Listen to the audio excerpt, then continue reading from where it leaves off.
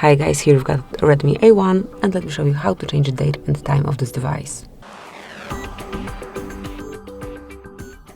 At first you need to reach settings, then find and select system, and now click on languages, on date and time.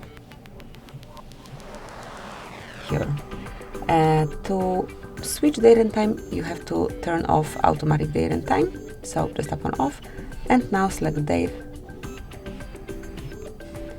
and time manually by yourself. So from now on it's up to you what date and time it currently is.